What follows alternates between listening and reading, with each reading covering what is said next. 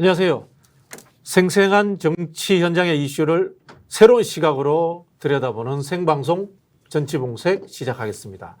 오늘은 특집입니다. 원래 제가 사회가 아닌데 특집이다 보니까 특별하게 제가 사회를 보게 됐습니다. 저는 박진영입니다. 오늘 저희가 이제 모실 분은 최근 민주당에서 윤석열 정부의 탄핵 이야기가 일부 의원들 사이에서 나오고 있습니다. 그 주장을 하고 계시는 민주당 개혁파 의원 두 분 모셨습니다. 안민석 의원님과 김용민 의원님 나오셨습니다. 네. 안녕하세요. 네, 반갑습니다. 네. 개혁파 만족하십니까? 개혁파 정도로는 오케이. 탄핵파는 자, 우리 김용민 의원님은 강성, 개혁, 네. 혁신, 탄핵파 어느 정도 수준의 마음에 드십니까? 저도 개혁파입니다. 개혁파입니까? 네. 당내에서 169분 의원들 중에서 보면은 이제 이념적 스펙트럼이 워낙 다양하지 않습니까? 네. 근데 그 중에서 이제 처럼에 거기 한 20분 되는데 네. 거기를 보수 언론에서 강경파로 그렇게 이제 프레임을 잘못 덧씌웠는데 그거는 부정적인 뉘앙스지 않습니까? 개혁파입니다. 저분들은 네. 개혁파고 이제 그 중에 이제 김용민 의원이 가장 앞장서 가지고 탄핵 집회에 나간 것이죠. 네. 탄핵 집회에 나간 것이고 그것은 정치인이 사람들이 많이 모여 있는 곳에 가서 목소리를 들어야죠. 네. 그렇지 않습니까? 맞습니다. 네. 그 당내 비판하는 의원들에 대해서는 김용민 의원은 좀 어떻게 생각하세요? 다양한 생각들을 가지고 있고 서로 다른 생각이 있으니까 비판할 수 있다고는 보는데, 네. 저는 이제 그 생각은 들더라고요. 우리 당 의원들이 아쉬운 점이 네. 일단 동지를 먼저 신뢰해줘야 되는데, 네. 동지를 신뢰하기보다는 보수 언론을 신뢰하고 수구 언론을 신뢰하면서 그 잣대로 그 기준으로 동지를 공격하고 비판하는 이런 방식들이 좀 아쉽더라고요. 네. 물론 이제 그분들이 그렇게 생각할 수 있고 그렇게 생각하는 국민들이 존재할 수 있기 때문에 그런 의견들이 표출되고 그런 의견을 경청해야 된다라는 것 자체는 저도 동의는 하지만 안민석 의원님 말씀 주신 것처럼 총구를 지금 밖으로 향해서 정말 대한민국을 망가뜨리고 있는 네. 여기에 대해서 지적하고 여기에 대해서 문제 제기를 해도 모자랄 시간에 당내에서 얘기해서 당내에서 문제를 해결할 수 있는 방법을 굳이 밖에 나가서 공개적으로 당내 비판을 하는 방식으로 네. 일을 처리한다라는 것은 좀 부적절하지 않을까 싶어요. 그래서 저에 대해서도 여러 가지 이제 비판하시는 당내 목소리들이 있긴 있는데 그 부분에서 제가 또 경청하고 받아들이고 수용해야 될 부분이 있으면 저도 충분히 수용하겠다라는 생각을 갖고는 있지만 그렇게 저에 대해서나 혹은 개혁적인 성향의 의원들에 대해서 비판하기 전에 그분들은 도대체 당을 위해서 무엇을 했는지 지지자들과 얼마큼 소통했는지 그리고 자기의 스탠스가 지금 어디 있어야 되는지에 대한 고민을 먼저 좀 해주시고 거기에 따라서 좀 행동을 해주셨으면 하는 그런 당부도 좀 드리고 싶더라고요. 네. 광화문 촛불 시민들과 함께했던 김용민 의원의 용기를 비판하는 것은 이건 해당 행위라고 생각합니다. 그런데 저는 그렇게 말씀드리고 싶어요. 그런 이야기 신경 쓰지 마라. 네. 그런 이야기 많이 들으셨죠, 이제까지? 저는 광화문에 이번에 처음 나간 김용민 의원을 보면서 내가 후배 하나 잘 키웠구나. 네. 그래서 대견합니다. 우리가 예전부터 저를 잘 키우겠다고 약속을 하셨기 때문에요. 근데 6년 전에 제가 좀 데자뷰를 느끼는 게요. 네. 그러니까 16년에 우리가 민주당이 처음으로 청계광장에 나간 게 10월 29일입니다. 네. 그 전에 이제 몇몇 의원들이 선도적으로 개별적으로 나갔거든요. 박근혜 대통령 탄핵 촛불을 들었을 때. 그렇죠. 네. 이제 그때 제가 10월 초부터 나갔는데 그때 제가 욕 엄청 먹었죠. 네. 그러나 결국에는 탄핵되지 않았습니까, 그죠? 네.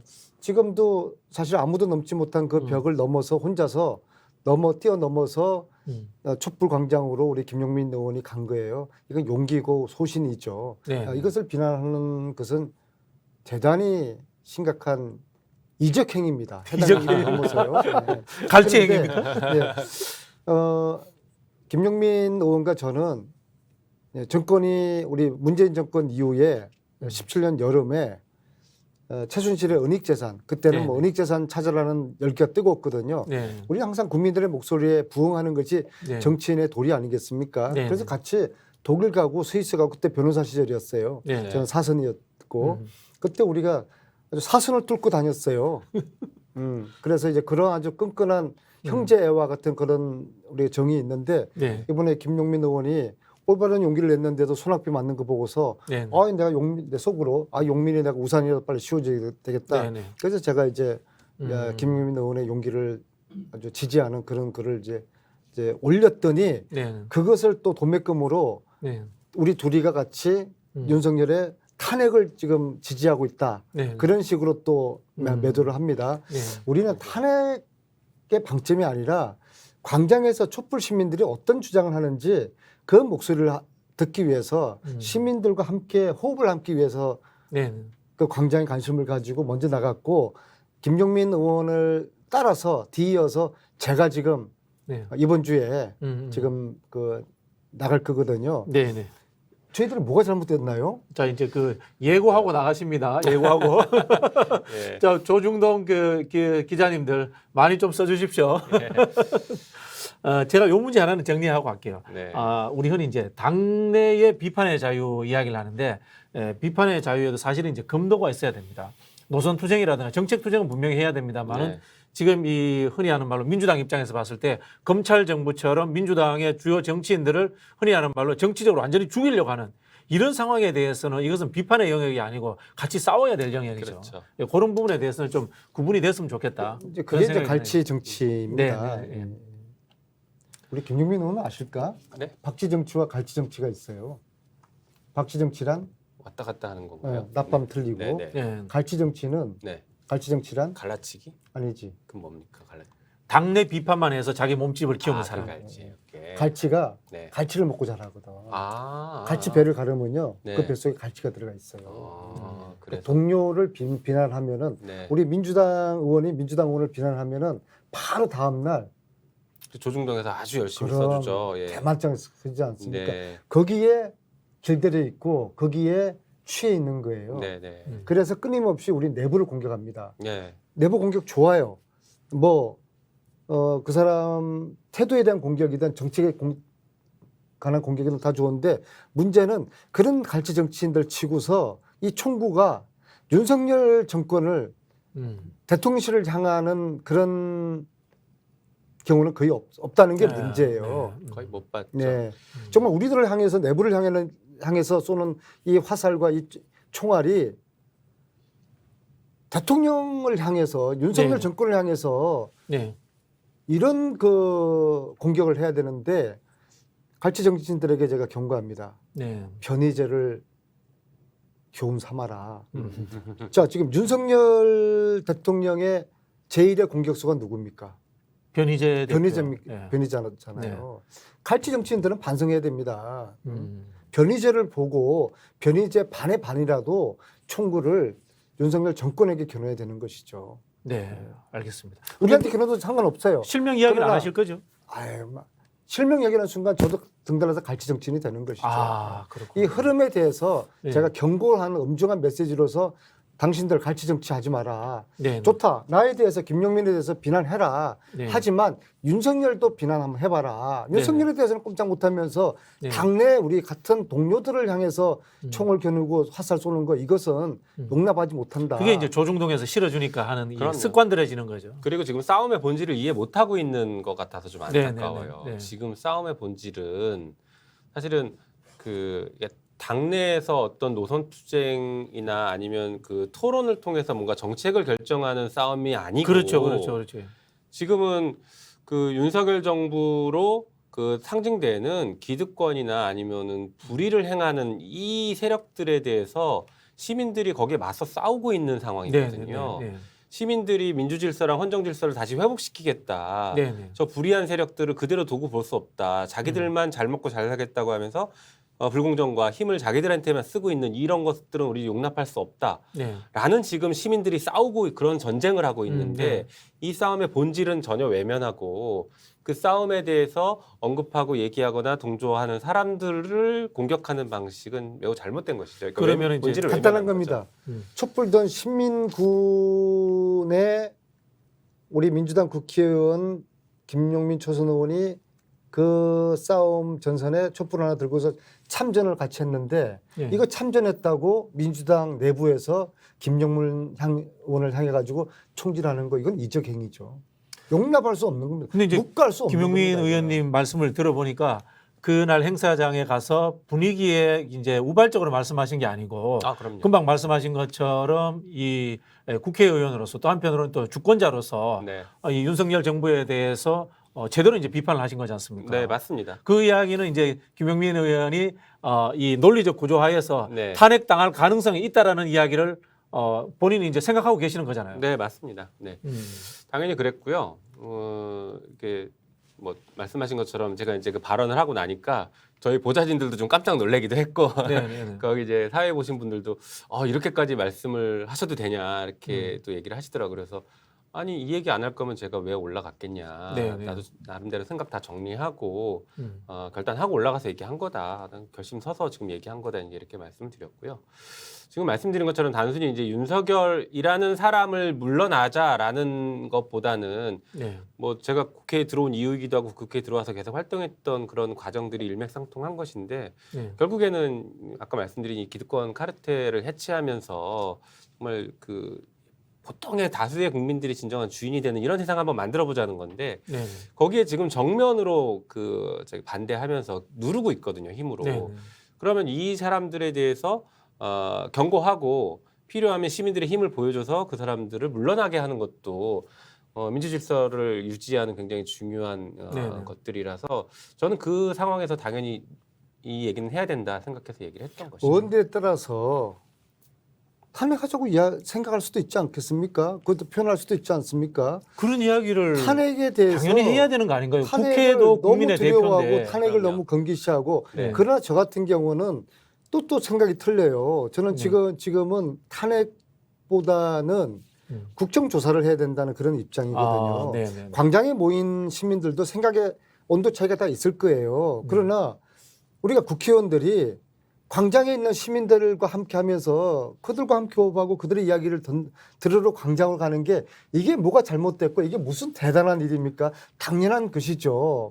그래서 지금 이번 이제 토요일 날 집회는 좀 그렇게 이야기하고 싶어요. 우리 민주당 의원님들도 각자 알아서 소신에 따라 가지고 같이 광장으로 가자. 그리고 국힘원들도 광장으로 같이 나와라. 네. 광장에서 토론도 하고 시민들과 함께 한번 만나보자. 근데 국힘의원들은 그냥 나오면은 몰매 맞겠죠. 그러니까 국힘의원님들은 변장을 하고 나오시고 우리는 그냥 나가도 될 것 같아요. 그래서 여야 할 것 없이 광장으로 나와서 광장의 시민들, 이 성난 시민들의 목소리를 들어줘야 되는 거 아니에요. 네, 네, 네. 저는 태극기 집회 때 옛날에 저도 그냥 나가신 적 있습니까? 아유 몰매 맞으니까 택시 운전자 변장하고 제가 두세 번 나가본 적이 있어요. 네네네. 그래서 야 이분들 중에서도 태극기 중에서도 나름대로 합리적인 태극기가 있고 무자비한 태극기가 있더라고요. 네. 네, 그래서 광장은 항상 민심이 네. 모이는 곳입니다. 그 민심을 듣기 위해서 우리 정치인들이 안 나가는 게 비난받아야 되고 안 나가는 게 이상한 건데 네네. 지금처럼 나가는 게 아주 특별한 일로 그러게요. 안민석이가 나간다 그러니까 이게 기사화되고 이게 뭔가 대단하게 잘못된 프레임에 갇혀 있는 것이죠. 이 벽을 김용민이가 먼저 뛰어넘은 겁니다. 네. 박수 한번 쳐줍시다. 한번. 감사합니다.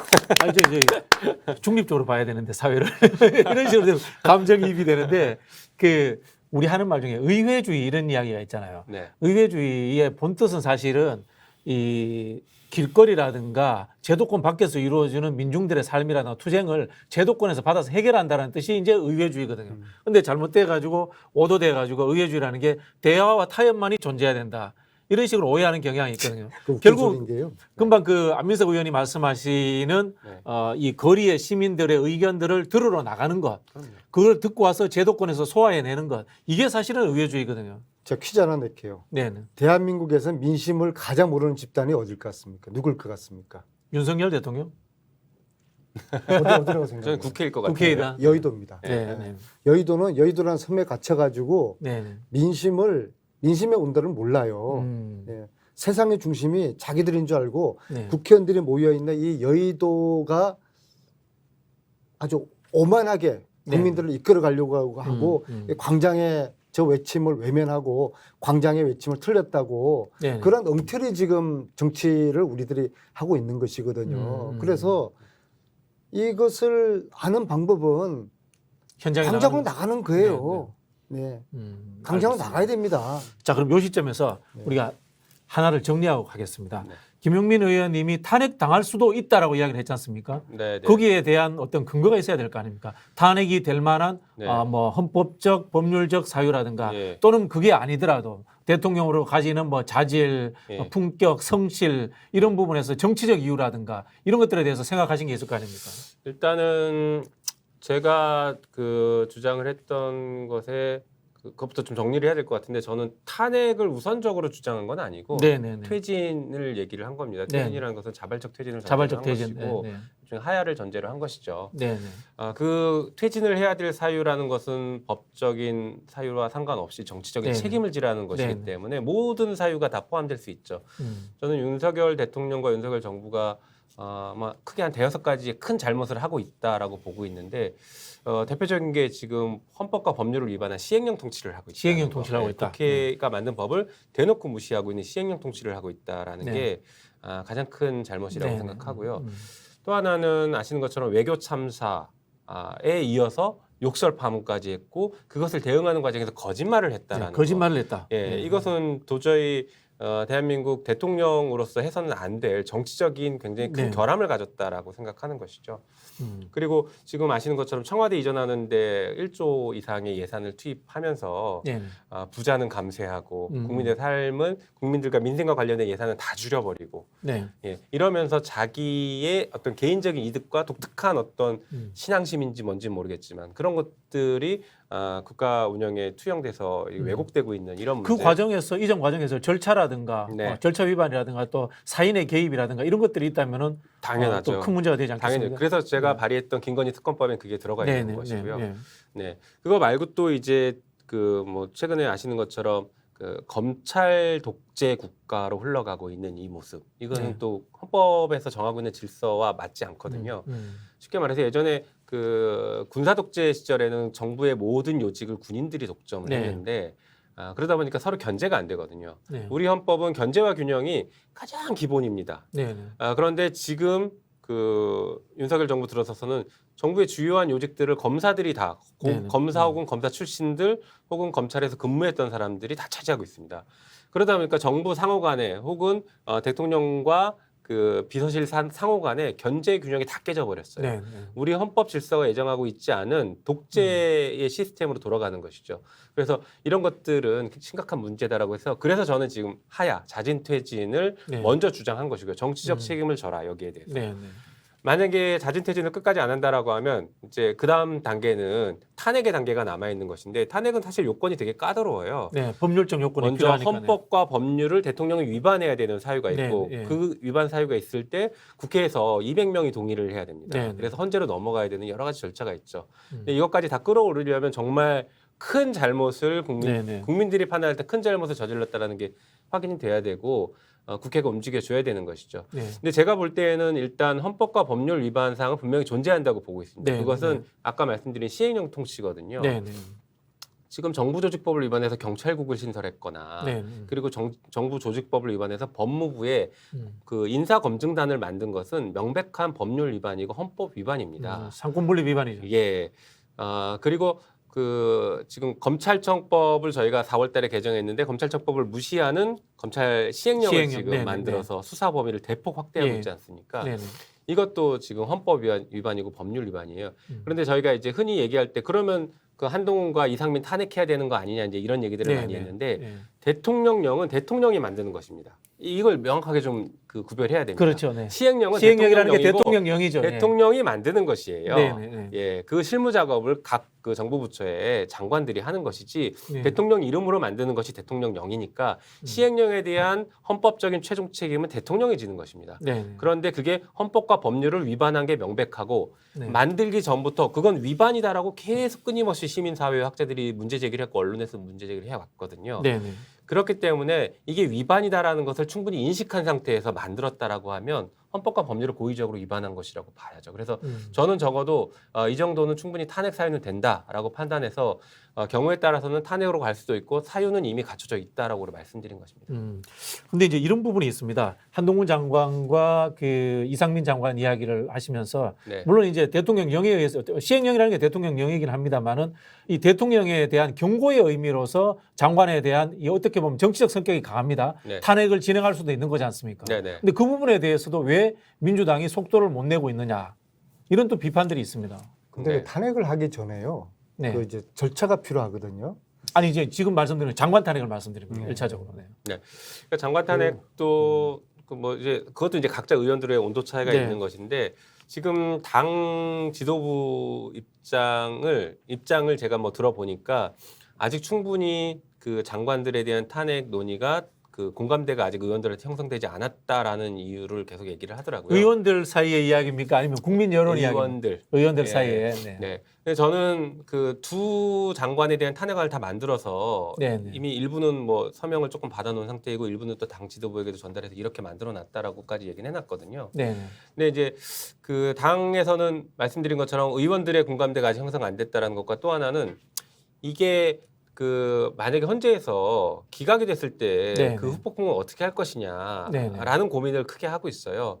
그러면서 실제로 그 구체적인 사건이 발생하지 않았기 때문에 아직 시행령을 위반한 그러니까 법률을 위반한 것이 장관의 책임으로 묻기는 아직 무리지 않느냐. 아까 말씀드린 그 얘기예요. 시행령은 대통령이 만들었기 때문에 그걸 장관한테 책임지려면 이 시행령에 따라서 장관이 위법한 시행령인 줄 알면서 법률을 위반해서 시행령에 따라서 뭔가 행위를 해야 되거든요. 네. 그 행위를 아직 포착하지 못했다라는 논리였습니다. 그러나 이미 지금 다 행위를 했죠.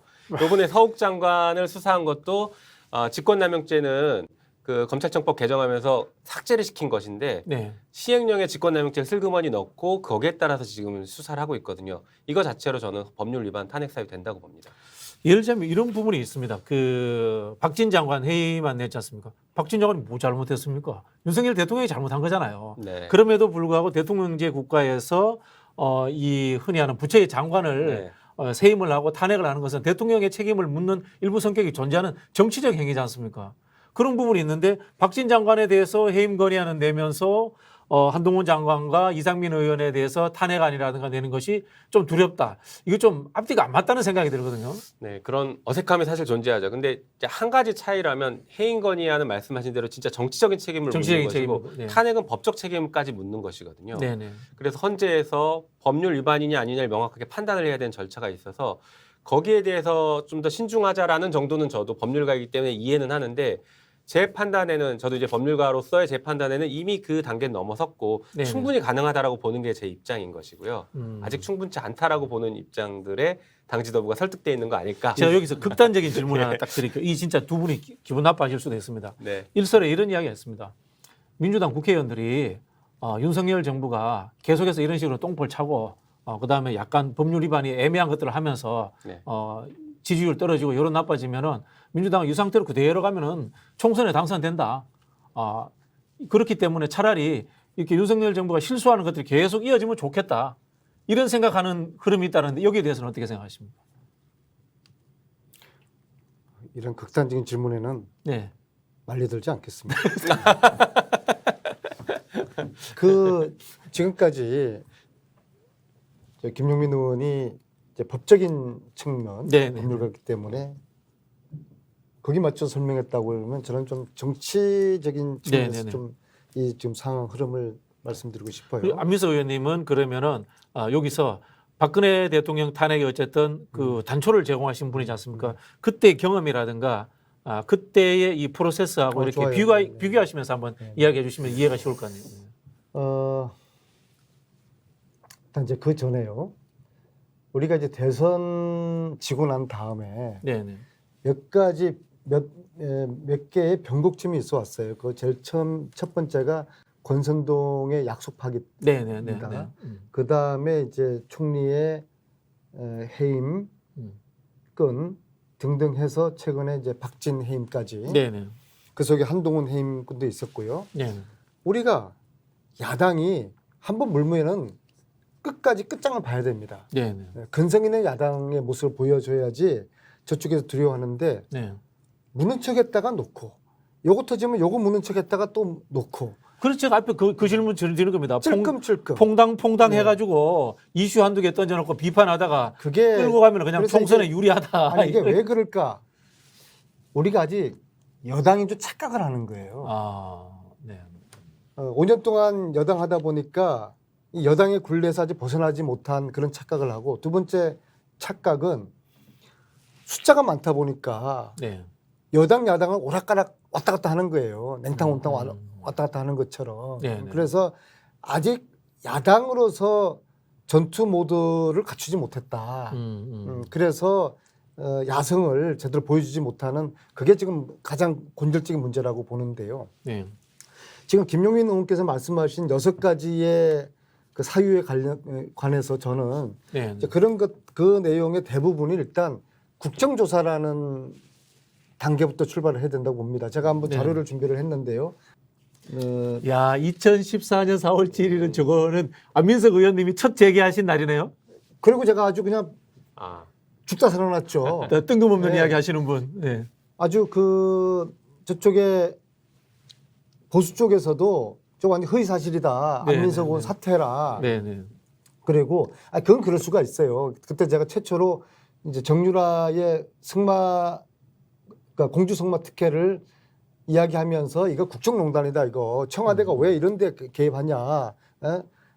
공권력을 사적 이해관계 쓴 거 아니냐? 그래서 제가 국정농단이라는 표현을 14년 4월 7일 대정부 질의에서 하지 않습니까? 보수에서 저를 공격하는 거는 제가 감당할 수가 있는데, 민주당 내에서도요, 지금하고 상황이 비슷해요. 저에 대한 아주 뭐라 그럴까, 야, 안민석 헛발질했다. 네, 국정농단 저런 게 어떻게 가능한 일이냐. 음. 저에 대한 어떤 냉소, 그리고 제가 공격받는 거에 대해서 침묵. 네. 제 기억에 딱 한 명의 의원님이 저를 옹호를 해줬어요. 인천의 윤관석 의원님. 네. 딱 기억합니다. 그래서 항상 네. 감사하게 생각하죠. 의리 있는 정치인이라고 저는 생각합니다. 14년, 15년 제가 혼자서 2년이 걸렸네요. 1000일 정도 걸렸죠. 예, 저 예. 혼자 그 국정농단을 추적을 했고 그 과정에 16년 여름에 이대생의 시위가 폭발한 거 아니겠습니까? 예, 그 예. 뜨거웠던 여름. 그게 이제 지나고서 이제 본격적으로 국정조사가 16년 11월 17일 날 시작돼요. 예. 그래서 거기서 이제 국정농단이라는 게 왜 필요하냐고 그러면은 내부자들의 제보가 막 본물처럼 쏟아져 나와요. 국정조사를 하는 와중에. 그렇죠. 그래서 네. 지금 김용민 의원님이 말씀하신 이런 의혹들을 가지고 국정농단을 하기 시작하면요, 네. 대통령실 내부에서도 제보가 막 들어오게 될 겁니다. 네. 잘린 50명 행정관들. 그럴 수 있죠. 네. 그리고 나머지 지금 뭐 400명 가까운 사람들 별 사람도 다 있을 거 아니에요. 네. 그다음 또 다시 그 표를 보여주세요. 국정조사 내용으로 이제 화산이 막 터지기 시작하면은 이제 촛불들도 막 같이 이제 덩달아서 네. 모아져서, 그래서 그 힘으로 탄핵 소추를 한 겁니다. 국회가. 네. 국회 탄핵 소추, 민주당이 국회가 한 거 아닙니다. 촛불의 힘에 밀려서 한 것이죠. 네. 그래서 탄핵 소추에 또 힘을 받아서 특검이 16년 12월 21일 날 그렇게 진행이 됩니다. 저게 순서예요. 네. 국정조사, 국회 탄핵 소추, 특검. 탄핵 소추는 법률적인 권한 행사를 국회가 하는 겁니다. 대통령을 대상으로. 그 다음에 이제 법적인 증거를 찾는 거. 증거를 찾는 특검을 마치고 난 다음에 헌법재판소에서 탄핵 심판을 17년 3월에 하게 된 것이죠. 그래서 지금은 저는 너무 좀 앞서가서도 안 되고, 네. 그리고 지금 해야 될 일을 반기해서도 안 되고 그래서 네. 우리의 힘의 초점을 국정조사에 맞추는 게 맞다. 그리고 국정조사를 하게 되면은 화산이 막 터지게 될 것이다. 네네. 그리고 그 힘으로 다음 단계로 넘어가자. 저는 그런 생각을 합니다. 탄핵 소추 다음에 특검이 나오거든요. 네. 즉 그 이야기 뭐냐면은 탄핵 소추되는 당시에 법률적인 증거라든가 이런 것들이 완벽하게 갖춰지지 않았다는 뜻이기도 한 거 아닙니까? 어떻게 보면. 그렇죠. 국정조사라는 거는 탄핵소추라는 거는 어떻게 보면 정치적인 행위예요. 그렇죠. 정치적인 얘기죠. 정치적인 정황을 가지고 국회가 판단을 하는 것이고요. 그렇죠. 네. 특검은 법적인 증거를 찾는 그렇죠. 거예요. 그렇죠. 그렇죠. 그래서 이제 제가 말씀드리는 것이 이 사실 탄핵 소추라고 하는 것은 국회가 가지고 있는 국회가 행정부를 견제하는 의미에서 견제를 넘어서서 완전히 영향 그 권위를 무너뜨리는 하나의 사실 이중 권력이지 않습니까? 국회라는 것과 대통령이라는 것은 국민의 주권자로서가 뽑아준 이중 권력인데 하나의 권력을 제거하는 하나의 법률적 또는 뭐 보장된 권한이지 않습니까? 그럼요. 그런 부분에서 두려워할 필요는 없는 거 아니에요? 그리고- 그냥 그럼요. 그 말씀을 제가 드리는 거예요. 그리고 민주당이 처음으로 당 차원에서 청계광장으로 나간 때가 언제일 것 같습니까? 기억 안 납니까? 국정조사 때도 제가 보기에는 안 나갔던 것 같은데. 아닙니다. 10월 29일 날 나갔어요. 10월 29일 날. 네. 10월 29일 날 이제 시민들이 계속 광장으로 몰리니까 거기 떠밀려 가지고 이제 민주당이 나가기로 한 날이고 그 전까지는 거의 한 달 동안 걸쳐 가지고 나가야 되느냐 말아야 되느냐 당내 논란이 굉장히 많았어요. 그러니까 네네. 저처럼 선도적으로 나간 나간 사람이 의원들이 있고. 몇 네. 명이 있고 네. 그러나 다수는 나가서는 안 된다. 지금 때가 아니다. 이제 그랬죠. 지금하고 비슷한 16년의 대자뷰입니다. 지금이요. 김용민 의원이 나가고 안민석 나가고 그랬을 때 또 당내에서 너무 섣부른 거 아니냐. 지상전이 있고 기동전을 생각하는 의원들이 있어요. 그러니까 진지전. 네네. 진지전 같은 경우에는 좀 더 기다려야 된다. 좀 더 네. 준비를 해야 된다. 네. 분위기를 좀 더 무르익여야 된다. 쿠킹이 더 돼야 된다.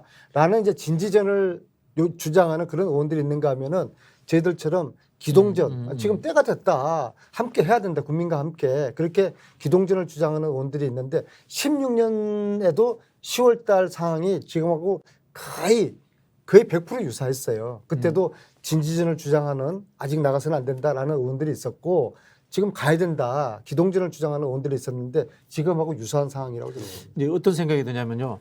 국민들이 촛불을 들고 분위기가 무르익어야지 국회의원들이 나갈 수 있다. 이야기는 어떻게 생각하면은 정치적으로 편승하겠다 이런 식으로 들릴 수 있습니다. 감나무 떨어지는 감 기다리는 거죠. 예, 사실은 국회의원을 뽑아준 이유가 국민들의 의견이 나왔을 때 그것을 법률 제도적으로 해결하는 방법을 찾으라는 뜻 아닌가요? 그죠? 그럼요. 예. 예, 그렇다면 현장에 나가는 것에 대해서 두려움이 없어야 되는 거 아닌가요? 그러니까 정치인들이요. 말로는 하늘의 별이라도 따요. 네, 항상 네. 국민들과 함께하겠다고 하면서 정작 결정적인 순간은 국민들을 그냥 고립되게 냅두는 거죠. 예. 그러니까 김영민 의원의 용기는 사실 용기가 아니라 정치인의 ABC를 지금 실천한 거예요. 네, 네. 국민이 있는 곳으로 국민과 함께 국민의 목소리를 자기가 함께 한 겁니다. 이게 네. 뭐가 잘못됐습니까? 알겠습니다. 다시 한번 박수. 박수 자꾸 고맙습니다. 치라고 하시는 거 그런데 보니까 제가 네. 개인적으로 네. 궁금한 게 예. 이런 이야기를 당내 의원들 중에서 가장 네. 함께 나누는 네. 의원이 누굽니까? 뭐 철험의 의원들이랑은 가장 많이 좀 터놓고 소통을 하고 있고요. 박주민은 어떤 생각합니까? 생각이 좀 틀려요? 사실 박주민 의원이랑은 아직 상의를 안 해봤어요. 이 문제는. 이탄희는 이탄희 의원은 뭐 저희 철험에 같이 하긴 하는데 뭐 요새 좀 잘 안 틀리고? 보여서 얘기를 아직 그러면 못 해봤고. 그럼 김용민 의원이 생각할 때 네, 김용민 의원하고 가장 생각이 네. 가까운 의원은 누굽니까? 뭐 이렇게 얘기하면 또 공개적으로 공격당할 수도 있지만 이미 많이 공격당하고 있으니까. 자기 생각이니까. 뭐, 예, 전 최강욱 의원이 굉장히 최강욱, 저랑 그렇지. 비슷하다고 보고 있고 사실 저는 황운하 의원도 많이 비슷해요. 최강욱 의원이 지난번에 뭐 말이 안 되는 끈으로 그렇게 꺾였을 때 네. 저는 민주당 전투력에 굉장히 큰 우려를 했어요. 네. 왜냐하면 최강욱 혼자가 아니라 네. 제가 이렇게 보니까 그 철음회의 민주당 개혁파의 가장 그 선봉대. 리더예요. 맞죠? 네. 네, 나이상으로 그렇고 아주 좀 장악력이 있어요. 네, 장악력이 있고 말 안 들으면 욕도 잘하고. 근데 그런 최강욱 의원이 지금 꺾여 있잖아요. 네네네. 그래서 이거 굉장히 우리의 전투력의 상실이다. 그래서 최강욱을 빨리 일으켜 세워야 된다. 그 말씀. 최강욱 의원님이 그 집회에 한번 나가시는 것도 네. 사실은 본인이 떨어진 에너지를 좀 뭐 충원하는 좋은 방법이 되지 그 얘기 않나 안 그런 하고. 생각도 좀 드네요. 네. 뭐 최강욱 의원 어떤 방식으로든지 집회에 나가건 참여를 하건 하는 것들을 할 것 같고요. 네네. 네. 그 뭐 철험회 의원들도 그런 지금 이 문제에 대해서는 뭐 고민을 많이 하고 있고요. 네. 어떤 방식으로든지 집회에 뭐 참석을 하든 발언을 하든 뭐 다양한 방식들을 다들 고민하고 있는 걸로 알고 있어요. 근데 이런 주제들을 당내에서 뭐 의총이라든가 아니면 네. 뭐 의총에서는 뭐 정책적인 부분이니까 하기 어렵다 치더라도 당의 어떤 통로를 통해서 이렇게 난상 토론이라도 한다거나 이런 과정을 가지는 건 힘든가요? 글쎄요, 그 하려면 할 수도 있는데 아직 그 정도 상황은 아니었던 것 같고, 아니면 뭐 적어도 당에서 뭐 집회 참석이나 이런 것들은 의원들 자유에 따라서 자기 결정에 네. 따라서 하시라라는 정도의 뭐 얘기만 해도 의원들이 조금 더 편하게 뭐 소통도 하고 나가서 둘러보기도 하고 할 건데 아직 이렇다 저렇다 입장이 없는 것 같아서 저도 좀 아쉽죠. 요 일전에 김용민 의원이 의총에서 저는 굉장히 저거 역시 저 용기 있는 발언이었다는 이야기를 한 적이 있는데 혼자만 했어요. 그때가 이제 최강욱 의원이 꺾였을 때예요. 네, 그러니까 네. 제가 봤을 때 계속 이 상태로 김용민 의원을 냅두면은 정말 고립될 수가 있어요. 네네. 그래서 저는 철험회가 다시 좀 회복했으면 좋겠어요. 그래서 네. 이건 팀으로 맞서고 움직여야 되는 것이거든요. 그래서 네네. 최강욱 의원도 빨리 다시 일어서고 그 속에서 철험회의 리더십을 회복해서 철험회가 이전처럼 철험회 강성 아닙니다. 위험한 분들 아니에요. 네. 개혁파들이지. 지금은 당내 개혁파가 그래도 유일하게 존재했던 철험회가 지금 개별화돼 버렸어요. 네. 네, 그래서 이걸 저는 다시 좀 모으는 그런 내부 회의가 좀 있었으면 좋겠어요. 네, 진짜 잘 지적을 해주셨고 안 그래도 오늘 철험회 모임이 있었는데 그 비슷한 논의를 좀 하긴 했어요. 네네. 네, 그래서 다시 여러 가지 이제 활동들을 해야 된다. 그리고 그럴 만한 상황이 된 것 같다라는 얘기들도 했고, 하여튼 그런 시도들을 해야 될 것 같습니다. 저는 이제 뭐 제 아이디어입니다만은 네, 탄핵, 네, 해임 이런 우리를 탄핵으로 아니 몰아가네. 그걸 하자는 게 아니고요. 네. 하자는 게 아니고 제 주장은 이 상권 분립 국가에서 국회가 국민의 대표로서 행정부를 견제하는 방법으로서 그 이야기를 언제든지 꺼내도 된다라는 게 저는 아니 그런 근데 생각이에요. 우리 박 교수님은 네. 그 자연인이지 않습니까? 네네. 그렇기 때문에 하고 싶은 이야기 마음대로 할 수도 있어요. 네네. 그렇죠? 예. 우리는 속으로 설사 네. 탄핵을 주장하더라도 탄핵에 동조하더라도 탄핵이라는 이야기를 하고 싶어도 우리는 절제해야 돼요. 왜냐 그러면은 우리는 뭐 보수 언론이라든가 공인이기 때문에 예. 우리의 입장하고 또 박 교수님 입장은 틀려요. 근데 공적으로 일단 그런 권리를 국회의원에게 이렇게만 이야기해. 부여해 놓은 상황이거든요. 이렇게만 법적으로. 일단 이렇게만 이야기. 자꾸 이렇게 또 이렇게 좀 몰아가고 유도심은 하지 마시고 저는 절대로 네. 탄핵이라는 이야기를 꺼내지 않습니다. 꺼내지 않겠습니다. 근데 지금 실질적으로 국정조사를 해야 되고 그것이 네네네. 현실적인 방법이라고 이제 봅니다. 전략 전술을 말씀하시는 저도 거고. 그 부분은 전적으로 동의합니다. 그 일종의 이제 쌓아가는 것들인데. 네네. 우리가 뭐 결론을 정해놓고 지금 뭐 조사를 그렇죠. 하겠다라는 건 아니거든요. 네네. 이 문제가 있고 의혹이 있는 부분들은 조사해서 그게 네네. 국회 고유 권능이니까 네네. 그 권한 행사에서 국민들께 이런 일들이 있었습니다라고 소상히 보고하고 네. 말씀 주신 것처럼 수많은 제보들을 통해서 그동안 언론에서 확인되지 않았던 새로운 의혹들이나 그런 것들이 확인될 수도 있거든요. 네네. 그래서 그런 것들을 확인하는 절차를 거치고 거기서 확인된 것들을 가지고 국민들께서 다시 한번 판단하실 수 있게 이렇게 공개하고 열어놓는 시간이 필요하다 저는 생각합니다. 만약 국정조사가 이루어진다면 네네. 국민들이 가장 정언대 세우고 싶어하는 1순위가 누구겠습니까? 김건희 씨겠죠. 김건희? 저는 천공이라고 봅니다. 천공. 김건희를 움직인다고 국민들이 의심하고 있는 사람. 천공. 당장. 저도 이 사람을 보고 싶어요. 네네. 응? 천공 그분이 뭐 조문을 하면은 뭐 기운이 빠져나간다. 뭐 큰일 난다 뭐 그래 뭐 네. 그런 다음에 일정이 바뀌고 조문 취소되고 그런 좀 의문의 미스테리가 이어지고 있지 않습니까? 그렇죠. 만약 그게 사실이라면은 이런 사인의 것들을- 조언에 네. 의해 가지고 이런 대통령의 것들을 일정이 바뀐 국정조사를 거죠. 해야 되는 거예요. 네네. 그다음에 무속인들 뭐 천공 뭐 진건 뭐 무정 이런 사람들하고 도대체 이 권력하고 어떤 관계가 있나 국민들은 이미 여심을 하고 있잖아요. 그래서 네네. 최순실 국정농단은 집권 후 1년 후에 이게 국민들이 알려졌고 그나마 제가 이야기를 했고 그래도 그때만 하더라도 국민들이 안 믿었잖아요. 그렇죠. 설마 그런 시간이 일이 이런 걸렸어요. 생각이죠. 네. 근데 이놈의 정권은 네. 하자마자부터 네네. 오히려 하기 전부터 그랬죠. 무속인들이 스물스물 올라와 가지고 온갖 뭐 이상한 일을 다 하고 있다고 국민들이 의심을 하잖아요. 그죠? 네네. 제가 최근에 저기 신부님을 만났는데 절대로 이 정권을 인정할 수 없답니다. 무속인들이 아, 네네. 무속인이 신부님. 개입하고 있다. 네네. 실질적으로 많은 국민들이 무속인들이 이 국가 정책에 개입하는 거 아닌가? 네. 인사 개입하는 거 아닌가? 이런 의심을 하잖아요. 네네. 이게 국정농단의 의혹을 네네. 국정조사를 통해서 풀어야 되고 첫 번째 증인은 천공을 정말. 세워야 됩니다. 알겠습니다. 그렇죠. 선출되지 않은 사람이 국가 권력을 행사하는데 영향력을 직접 혹은 간접적이지만 매우 실질적으로 행사한다라는 것 자체가 이제 국정농단이거든요. 그렇죠. 네. 네. 예, 그것은 우리 헌법에서 도저히 용납할 수 없는 헌법 네. 파괴적인 행위예요. 그래서 네네. 말씀하신 것처럼 그 부분에 대한 국정조사 반드시 필요하다. 저는 그렇게 생각하고 있어요. 네. 근데 왜 안 합니까? 이게 우리 국회 힘으로는 어려워요. 그러니까 16년 데자뷰라니까는요. 16년에도 국정조사 탄핵이 국회 힘으로 된 게 아니에요. 촛불의 힘으로 떠밀려서 한 것이지. 그래서 이게 제가 하는 질문하고 이게 자꾸 계속 되돌이표가 되는 상황인 게 국민이 나서줘야지 국회가 움직인다 이렇게 되면은 그럼 국회의원을 왜 뽑아서라는 질문을 지금 국민들은 하는 거예요. 역으로. 그래서 우리가 이제 국민 속으로 들어가는 가겠다. 거 아니겠습니까? 그래서 네. 아마 김용민 의원이 용기가 없었으면은 저도 이번 주에 갈 생각 안 했을 거예요. 그래서 네네. 김용민이가 용기를 냈고 안민석도 함께 하고 그러면은 네네.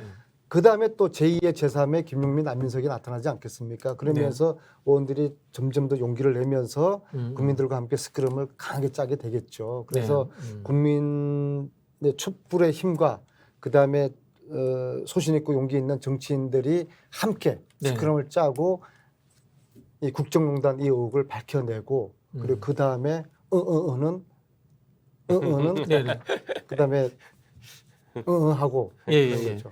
아 그러면 저희 우리 김용림 의원님이 이제 네. 철험회라든가 네. 평소에 이제 의정 활동하시면서 이 개혁적 노선을 같이 하는 분들하고 이제 좀 토론을 한다거나 이런 자리가 조금씩 만들어지겠네요 앞으로. 네, 앞으로도 만들어지고 지금도 뭐 사실은 뭐 수시로 네네. 여러 가지 얘기들은 같이 하고 논의를 하고는 있습니다. 음.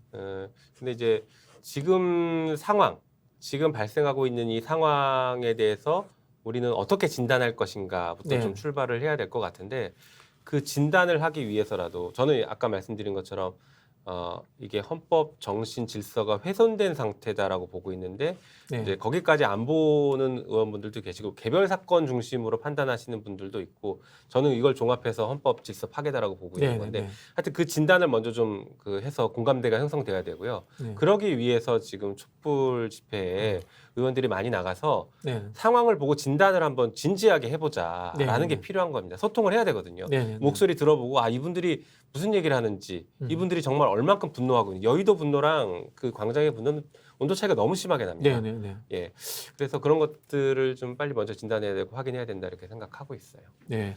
마지막으로 그 이야기 잠깐 좀 드릴게요. 탄핵 외에 대통령의 임기 단축이라든가 중단 뭐 이런 걸 또 이야기하는 분들이 원로분들이 많으세요. 한편으로 보면 이제 개헌이라는 네. 부분들과도 연결되어 있는 부점이 있는데 그런 부분에 대해서는 혹시 생각해 보신 적 있으십니까?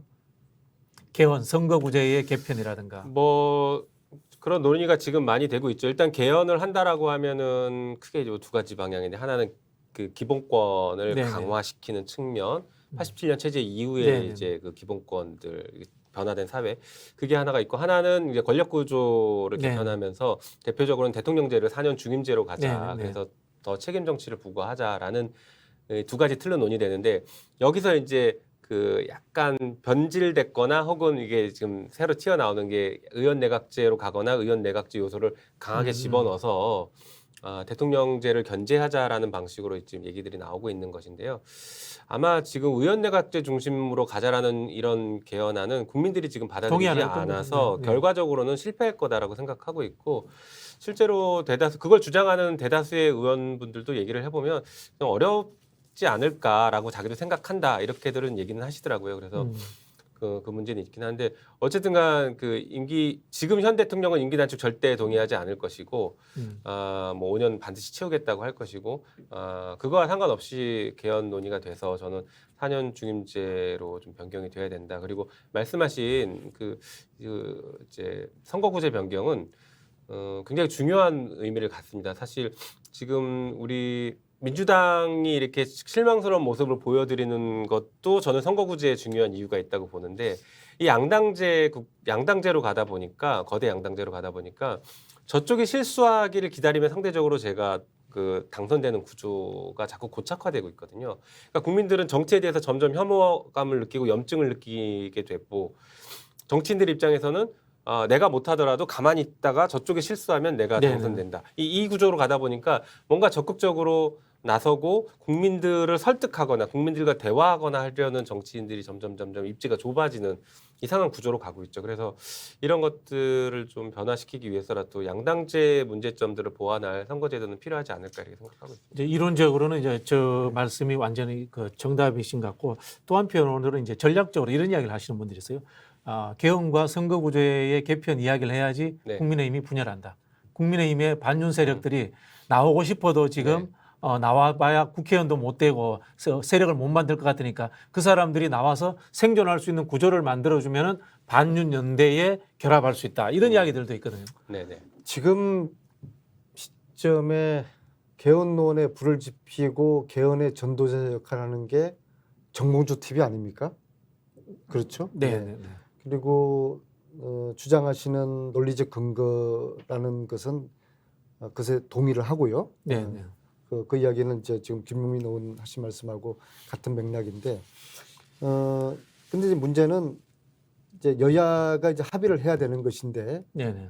그래서 다행스럽게도 이번에 국힘 원내대표 선거에서 네. 반윤 표가 40%나 나왔죠. 하는 그렇죠. 42표, 네. 이 표하고 민주당 표하고 합치면은 사실은 200석이 못할 넘죠. 게 없어요. 네. 가능성 열려 있는 거예요. 오히려 국힘보다는 문제는 민주당 우리 내부에 있다. 저는 그렇게 보는 겁니다. 실명은 거명 안 하셔도 됩니다. 아니, 어떤 네. 분인지.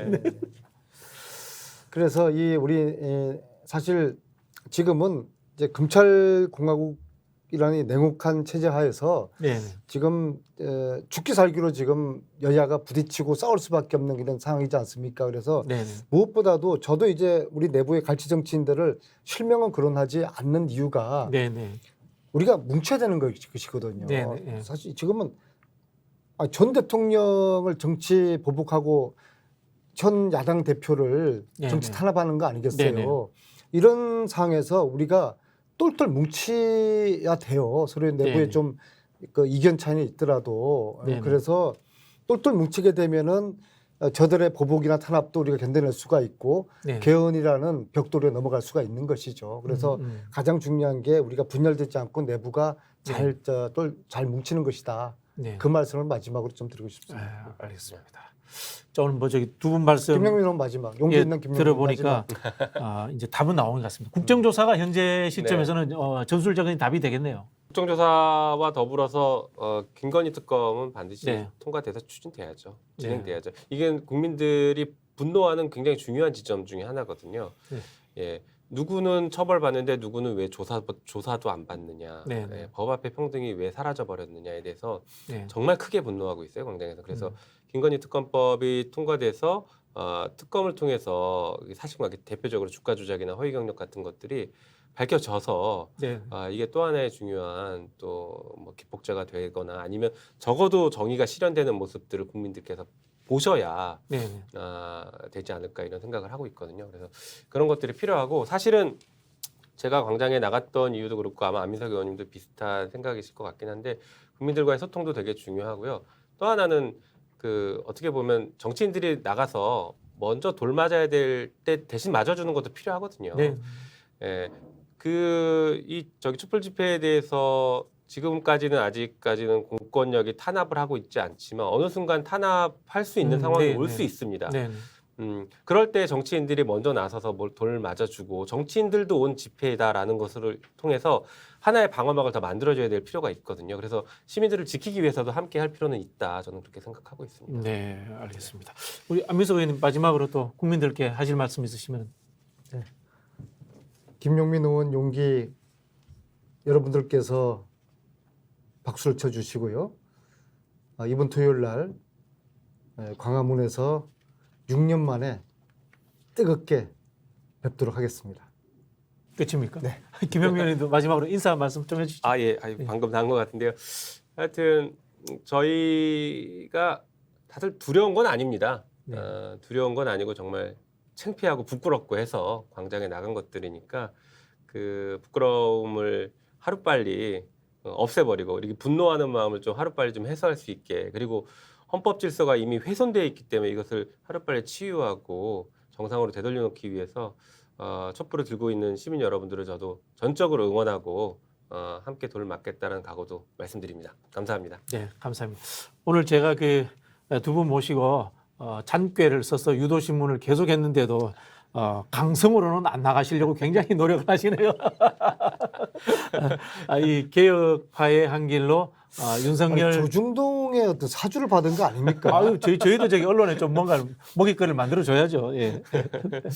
윤석열 정부와 이제 끝까지 그리고 또 이 제대로 된 프로세스를 밟으면서 국민과 함께 싸워 나가겠다는 말씀으로서 저는 그렇게 이해하겠습니다. 오늘 두 분 말씀 고맙습니다. 네, 감사합니다. 네, 감사합니다. 네, 수고했습니다.